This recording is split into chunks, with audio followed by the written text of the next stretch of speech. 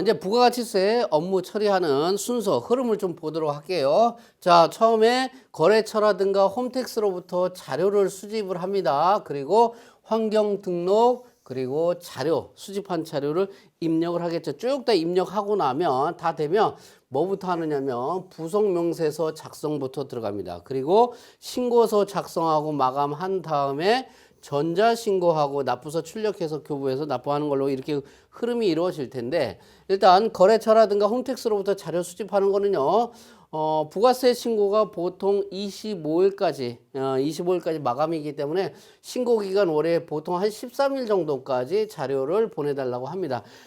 신용카드라든가 세금계산서라든가 이게 열리는 시점이 그 정도 그때쯤 시점이니까 최소한 그때까지 13일 정도면 될 것 같아요. 이때까지 자료를 보내달라고 하고요.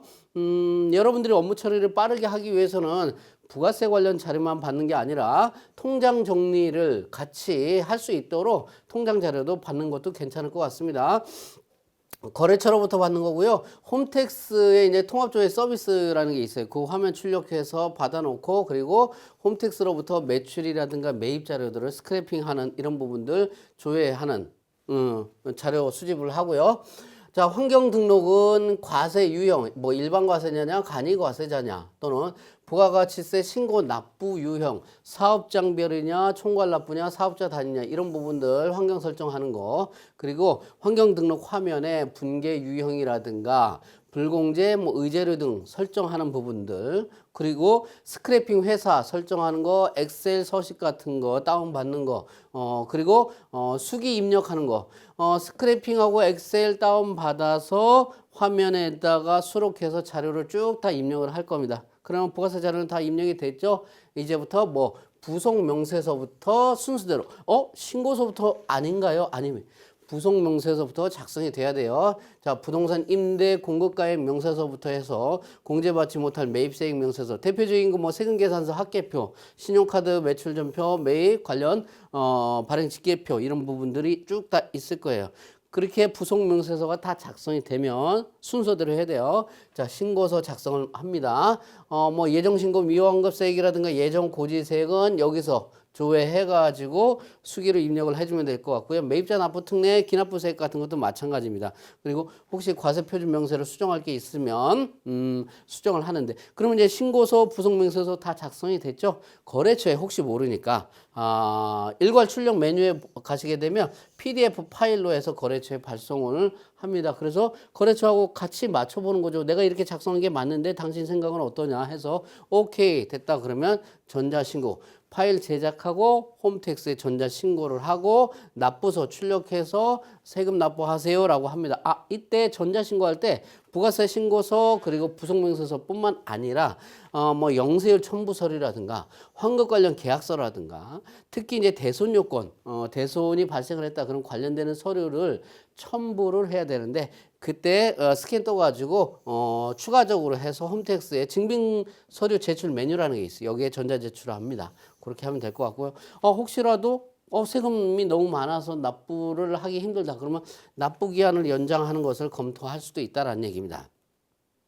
흐름은 뭐 굉장히 뭐 복잡하게 뭐 많은 것처럼 보이는데, 사실상 여러분들이 어디 전표 입력 중에서 일반 전표 입력이 아니라 매입 매출 전표 입력 화면에서 할 거예요. 거기에서 세금계산서, 계산서, 신용카드 또는 현금 매출 관련되는 자료를 입력하면 부속명세서라든가 신고서가 자동적으로 다 작성되는 것을 볼 수 있습니다.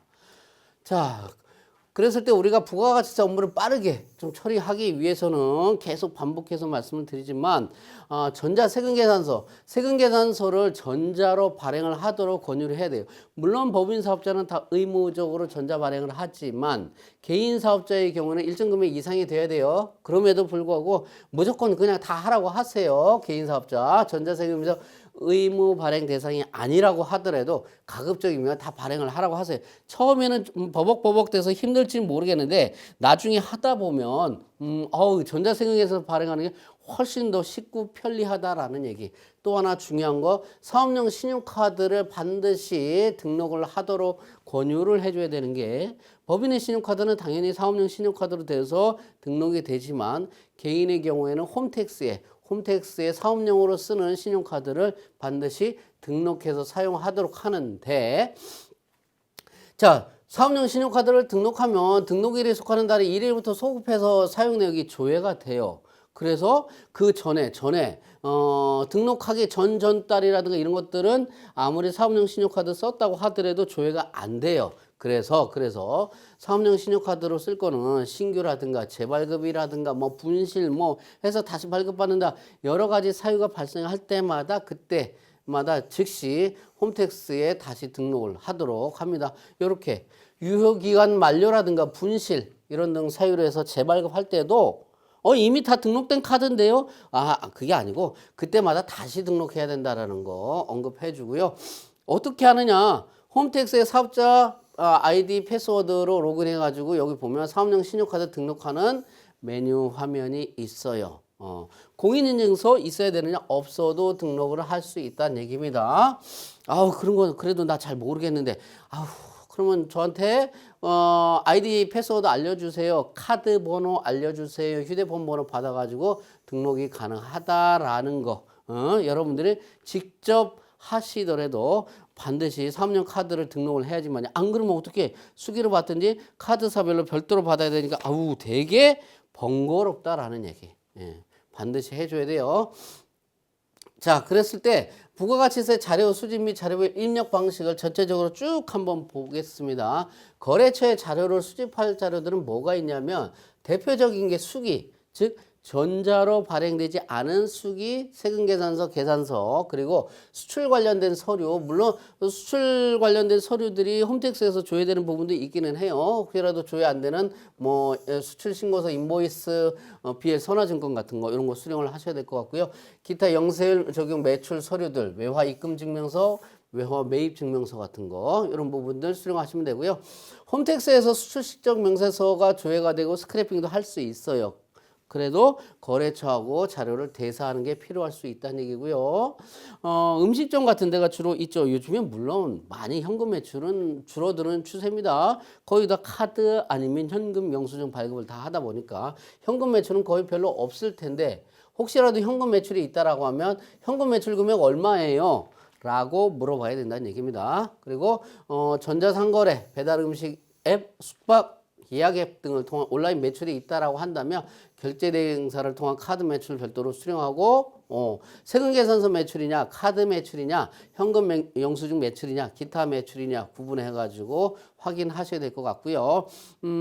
매입세 공제 대상, 매입세 공제 대상인 개인 신용카드 매출 전표가 있다라고 한다면 수령을 하시는데, 거의 대부분 홈택스로 사업용 신용카드 등록하면 스크래핑 할 수 있다라는 거.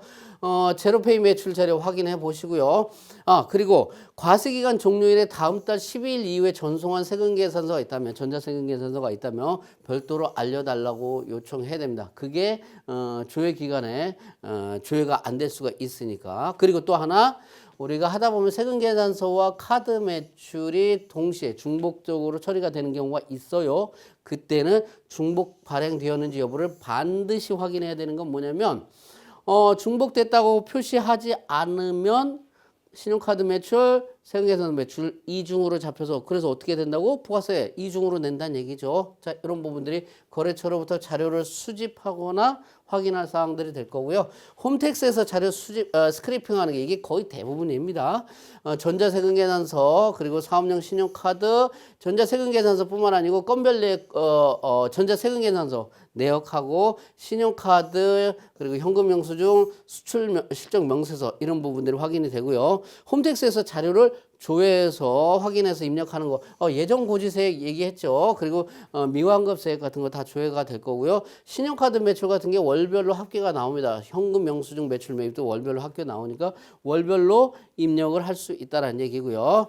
세금계산서 합계표 조회가 되고요. 사업용 신용카드 이런 부분들 다 조회가 됩니다. 수출 실적 명세서 내역 같은 거, 부가세 매입자 납부 특례 같은 거 이런 부분들 조회되고요. 내국 신용장, 구매 확인서, 전자발급 명세서 조회가 되고요. 요거 부가세 신고자료 통합조회 서비스가 있는데 제가 이 화면을 보여드릴 거예요. 요 화면 출력해서 반드시 여러분들이 신고서 작성한 거하고 대사를 하셔야 됩니다. 기타 자료별 입력 방식, 전자세금계산서는요, 일괄 스크래핑해서 할 거고요. 카드 매출은 주로 홈택스에서 월별 합계로 줘야 되기 때문에 월별 또는 분기별, 반기별 합계로 직접 입력하면 될 것 같고요. 현금 영수증도 일괄 스크래핑하고 전표 처리, 월별, 일별, 건별, 전송 이렇게 해서 정리하면 됩니다. 사업용 신용카드, 화물 운전자 복지 카드 사용 내역에 대해서는 일괄 스크래핑 할 거고요. 기타 신용카드 같은 거 직접 입력하든지, 아우 너무 많아. 엑셀 업로드 이렇게 해서 정리를 하면 될 것 같습니다. 자, 이렇게 해서 자료별 입력 방식을 한번 봤고요. 여러분들 이제 자료 수집, 자료별 입력 방식을 대략 알아봤으니까 이제 업무 처리하러 갑니다. 뭐부터 해야 될까요? 세팅 해야 되겠죠. 세팅, 예, 환경 설정, 환경 등록하는 겁니다. 회사 등록하는 부분부터 다시 한번 볼게요. 여러분들 회계편에서 살펴봤던 내용이 중복돼서 설명이 될 수가 있습니다. 계속 반복해서 여러분들이 회계라든가 세무 업무를 처리하는데 왕도는 계속 반복하는 데 있습니다. 그래서 여러분들이 계속 익숙해져서 빠르게 처리하는 게 중요하다는 얘기죠. 그래서 제가 계속 설명하고 있어요.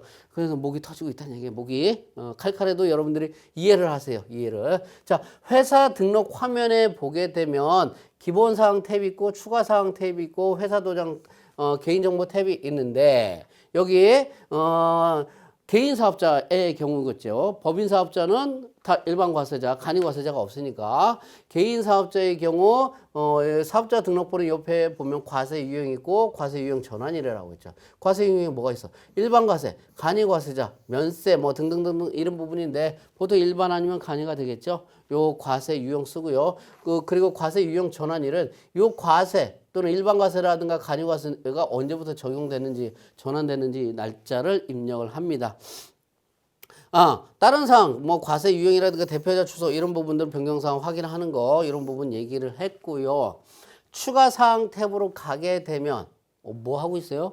회사 등록 화면을 설명하고 있어요. 추가 사항 탭으로 가게 되면 부가세 신고 방법의 사업장별이냐, 총괄납부냐, 사업자 단위냐 이것을 선택해서 합니다. 총괄납부라든가 사업자 단위의 경우에는 관할세무서에 신청이 필요하다는 얘기고요. 요거 제가 미리 좀 등록을 해놓으라고 말씀을 드렸죠. 그러면 나중에 신고서 작성해서 환급이 발생한다 그러면 요 환급 계좌 여기 회사 등록에 입력된 게 자동적으로 수록이 돼요.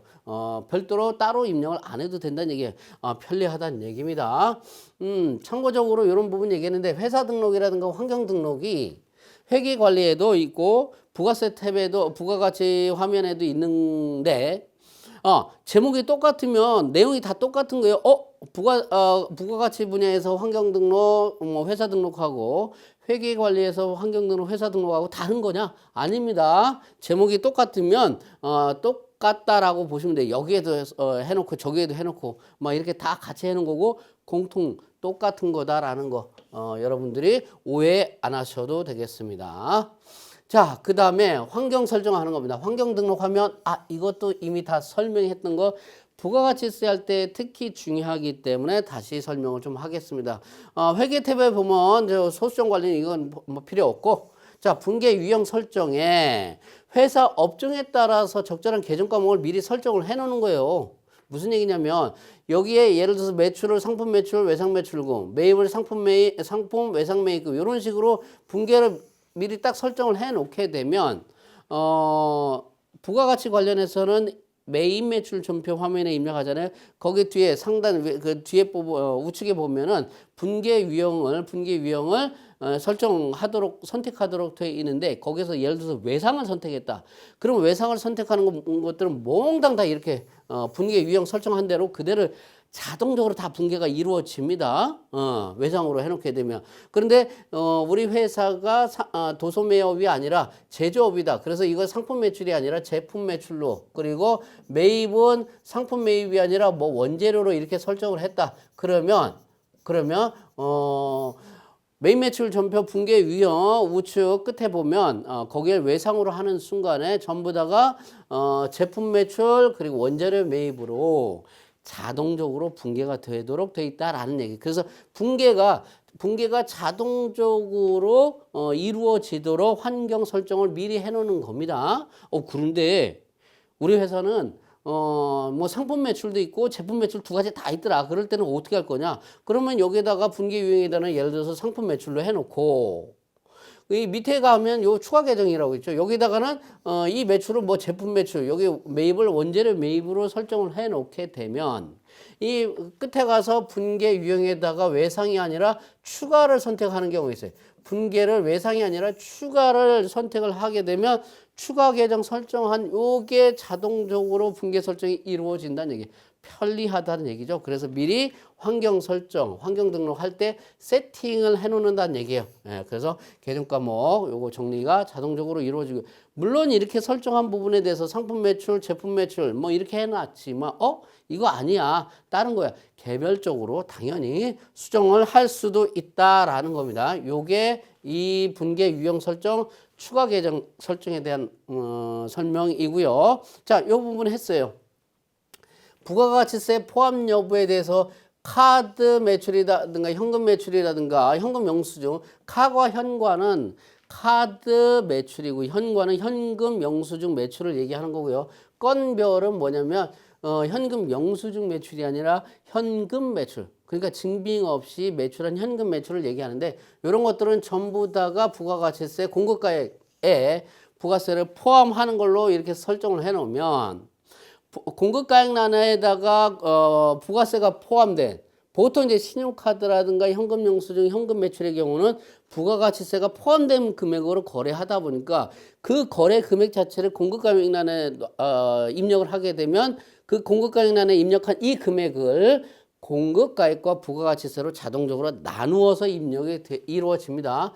그 외 일반적인 과세 매출의 경우에는 공급가액을 입력하면 입력한 공급가액의 10%가 부가가치세란에 자동적으로 금액이 반영이 된다는 얘기입니다. 요 의미를 얘기하는 거고요. 여기 유형 불공제 사유라든가 영세일 매출의 경우에는 내가 매입을 했지만 불공제되는 경우도 있을 거 아니에요? 그러면 이 불공제되는 사유가 아주 많이 빈번하게 발생되는 유형이 뭐냐? 그러면 예를 들어서 뭐 비영업용 소형 승용차다, 접대비 관련이다 세팅을 해놓으면 그게 불공제를 딱 입력하는 순간에 불공제 사유가 자동적으로 세팅이 된다는 얘기예요. 근데 이게 내가 비영업용 소형승용차가 굉장히 많이 발생해서 불공제 사유를 이렇게 했는데 요거는 접대비 관련이다. 그럼 개별적으로 수정을 할 수도 있다라는 얘기입니다. 자, 불공제 사유가 요렇게 돼 있는 거 설정해서 설정하는데 추후에 개별적인 수정도 가능하다라는 얘기 했고요. 영세일 매출도 마찬가지예요. 뭐 직접 수출도 있고 내국 신용장 수출제와 인가공 영역 등 여러 가지 사유가 있을 텐데 우리는 주로 직접 수출, 직수출이다 이런 식으로 해가지고 유형을 설정해 놓으면 자동적으로 유형이 세팅이 되지만 물론 당연히 이것도 뭐예요? 개별적으로 수정을 할 수도 있는 거다라는 얘기. 자, 그리고 여기 의제를 자동 설정은 주로 이제 그 의제 매입 또는 재활용 매입, 구리 스크랩 같은 경우 매입세액이 아님에도 불구하고 매입세액으로 의제해서 뭐 해주겠다? 매입세 공제해 주겠다. 결국 뭐예요? 부가세 깎아 주겠다는 얘기. 그러면 도대체 그렇게 하는 유형이 뭐냐? 또는 비율은 어떻게 할 거냐? 이런 부분들을 설정을 미리 해 놓으면 자동적으로 계산이 되더라는 얘기입니다. 이런 부분들. 자, 이렇게 해서 환경 설정을 쭉 다 하는 거예요. 그리고 그렇게 하고 나서 환경 설정하고 나서 그 다음에 여러분들 해줘야 될 게 뭐냐면 홈택스 화면에 들어가 가지고 홈택스 화면에 들어가 가지고 이 화면을 출력을 합니다. 자, 부가가치세 신고자료 통합조회 서비스라는 겁니다. 여러분들 그 수입납세자 정보 조회하는데 홈택스에 들어가게 되면 세무대리 납세 관리 여기 들어가 보게 되면 여기 뭐 고지 내역도 줘야 되고 체납 내역 뭐 이런 부분들도 줘야 되고 여기 세무대리인 공통란에 보면 예정 고지 세액 뭐 그 부가세 신고도움 서비스 조회 전자세금 계산서 조회 해가지고 쭉쭉 여러 가지 나오죠. 이 밑에 보면 뭐가 있냐면 부가가치세 신고자료 통합조회 서비스가 있어요. 요거를 클릭해서 들어갑니다. 과세기간 그리고 사업자 등록번호 선택해가지고 조회를 하는데 이 화면을 딱 보게 되면 여기 공급가액이라든가 여기 전자세금 계산서라든가 신용카드라든가 이런 자료 그리고 이런 부분들에 대한 자료들이 쭉 나와 있어요. 요런 자료들이 나와 있는데, 여기에 여러분들이 요런 내용들을 출력해 놓으면 이게 어떤 의미를 갖고 있느냐면, 마치 뭐예요? 학교에서 선생님들이 여러분들한테 숙제를 내주고 맞냐 틀리냐 숙제를 내주고 풀어오라고 하는데, 내가 문제를 풀었는데 이게 답이 맞냐 틀리냐 이것을 헷갈려 할 수가 있다는 얘기죠. 그랬을 때 좀 답안지를 좀 볼 수 있으면 얼마나 좋을까라는 생각을 할 때 이게 답안지다는 얘기예요. 즉 뭐냐면 이 회사의 그 세금계산서 또는 신용카드 매출이라든가 매입 또는 예정고지세액이라든가 이런 부분들의 자료를 국세청에서 이미 확보돼서 파악이 된 자료들을 미리 보여준다는 얘기예요. 그러면 여러분들이 거의 대부분 여기하고 맞아요. 물론 뭐 추가적으로 누락되거나 또는 추가할 거라든가 이런 부분들이 있겠는데, 이런 부분들을 확인해서 여러분들이 확인해가지고 조회한다는 얘기입니다. 조회하고 업무 처리하고 난 다음에 되살아나는 거예요. 자, 이 화면은 뭐 화면 출력 컨트롤 P 해가지고 눌러서 하면 되는 거고요. 신용카드 전자세금계산 매출이고 이거 전자세금 매입인데, 이런 부분들은 세금계산서 신용카드 이 부분은요, 특히 세금계산서 발행 여부 중복 여부를 확인하라고 얘기를 했고요. 여기 사업용 신용카드 이 금액 나와 있는 것은 실제로 여러분들이 신용카드 관련해서 스크래핑 할 때 그 금액이 달라질 수 있다는 얘기예요. 무슨 얘기냐면, 여러분들이 스크래핑 한 금액과 여기 보여지는 금액은 차이가 있을 수 있는데, 여기 보여지는 금액들은 국세청에서 대략 판단한 겁니다. 공제 가능한 금액만 대략 추정해서 여기다가 기재가 되는데, 실제 스크래핑 한 신용카드 금액은 더 많아질 수 있다라는 거 여러분들이 참고해서 보시고요. 요게 뭐예요? 선생님이 숙제 내주고 답안지도 미리 살짝 보여주는 거다라는 얘기입니다. 자, 그렇게 해서 참고해 보시면 될 것 같고요. 자, 그 다음에 부가세 회계편에서 이미 설명을 했지만 매입 매출 전표 입력화면 사용법 다시 한번 체크를 하도록 하겠습니다. 회계편에서 이미 한번 봤던 내용인데, 자, 매입 매출 전표 입력 화면에 들어가게 되면 어떻게 돼 있다고요? 요거 상단, 하단 이렇게 돼 있는 거. 상단부는 뭐예요? 부가가치세 신고와 관련된 자료를 입력하는 거. 그래서 입력된 자료는 어디로 간다고요? 부가가치세 신고서 그리고 부속서류에 반영이 된다는 얘기고요. 하단부는 분계 자료로 입력을 한다는 얘기입니다. 분계 자료를 입력해가지고 어디로 간다고요? 장부라든가 재무제표에 반영이 된다라는 얘기입니다. 자, 이렇게 될 거고요. 매입 매출 전비 입력 화면 이렇게 돼 있고요. 자, 그럴 때 제일 중요한 게 뭐라고 했어요? 자, 유형이라고 했죠. 유형 보면 이 부가가치세 유형을 의미한다라는 얘기입니다. 부가가치세 유형 보면 여기 매출 유형이 있고 매입 유형이 있어요. 매입 유형 다음 페이지네. 매출 유형에 보면, 자, 여기 커서를 두게 되면 유형을 입력하세요. 뭐 해가지고 쭉쭉 이게 나와 있어요. 여러분들이 여기서 해당되는 거 다 기억을 못 하잖아. 다 기억을 못하기 때문에 이것들을 보고 입력을 하는데, 물론 이거 개별적으로 매입 매출 전표 입력해서 개별적으로 입력하는 부분들은 수기 입력하는 부분들을 얘기하는 거예요. 보통 이제 홈택스에서 스크래핑해서 입력할 때는 자동적으로 여기 다 돼 있을 거예요. 그 화면 다 보여드릴 텐데, 자, 수기를 입력할 때 어떻게 입력할 거냐. 일자 입력하고 그 다음에 유형 선택을 할 텐데, 유형이 11번 과세는 일반 과세자의 세금계산서 발행하는 경우, 12번은 영세라고 해서 영세율 세금계산서 발행하는 경우, 13번 면세는 면세 사업자가 세금계산서가 아니라 계산서를 발행하는 경우. 요거는 알겠죠. 이 정도를 모르면 이것도 설명해야 되나. 세금계산서와 계산서 차이. 세금계산서와 계산서 차이. 세금계산서는 부가가치세 과세 대상이 되는 재화 또는 용역을 공급하는 경우에 발행할 때, 이게 세금계산서고, 계산서는 뭐예요? 부가가치세가 과세되지 않는, 즉 면세 재화 용역을 공급할 때, 쌀집 아저씨 얘기를 했어요. 면세되는 재화 용역을 공급할 때는 계산서를 발행을 합니다. 그러니까 세금계산서와 계산서는 차이가 있죠. 그런데 실무적으로는 용어를 그냥 혼용해서 씁니다. 그냥 계산서 모자른데 계산서 얼마큼 발행했어 할 때, 이게 원래는 계산서는 면세계산서를 얘기하는 건데, 이 계산서는 면세계산서인데, 실무적으로 여러분들이 말을 용어로 쓸 때는 그냥 다 계산서라고 해. 세금 계산서도 그냥 다 계산서라고 그래. 이거 다 축약해가지고. 근데 사실상 이 차이는 있다라는 거. 여하튼 면세사업자가 매출할 때 계산서 발행할 때는 13번 면세고요. 요게 14번 건별에 증빙이 없는 현금 매출의 경우. 현금 영수증 발행해서 매출하는 거는 어디냐면 현금 영수증 발행한 과세 매출은 여기에 있어요. 22현과고요. 요거과는 달라요. 현금 영수증은 정규 증빙입니다. 그래서 국세청 홈택스에 수록이 되는 거예요.